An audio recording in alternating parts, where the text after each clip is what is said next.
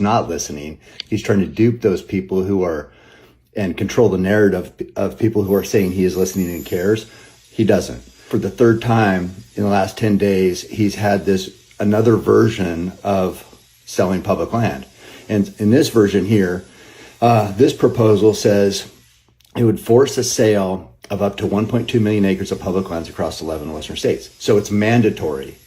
We have to sell this land. That's how this is written. The new version excludes Forest Service land, but still targets BLM lands within 5 miles of population zone, which is a vague, undefined term that could apply to lands virtually near any community. It says housing. It doesn't say affordable. So this bill is, they write this to where it gives them all sorts of loopholes. But anyway, it says housing, doesn't say affordable, and community development needs. So what does that mean? That could mean anything.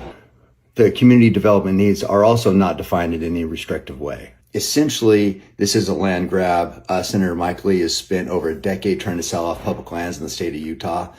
Even with these changes that he's proposing, it's still essentially twice as large as a House's attempted sell-off that was rejected, and it was removed because of how politically toxic it was. So that was around 400,000 acres. This is more than double that. We voiced our concerns, the public weighed in, and they don't want that. I mean, just so you know, they don't want average dipshits like me weighing in or having a voice. They want to think they know what's best. They want to or do what's best for them, not really for, the regular voter. And how wrong is that? I mean, there's virtually nobody who is on board with this proposal. Nobody in America, both sides of the aisle. And it's just like, so what are you doing? Do you listen? Do you care? Do you even know what your voters are interested in?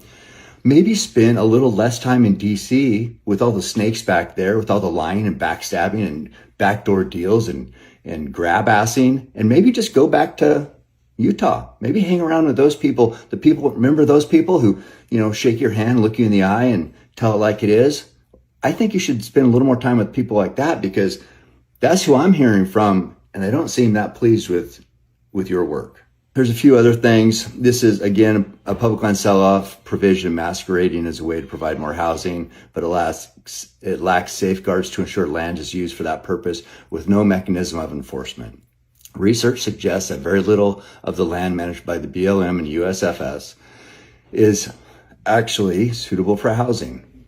Yeah, I mean, I would just ask Congress, let's put an end to this foolish and short-sighted obsession with this land sale thing. And let's just reject this and get back to work.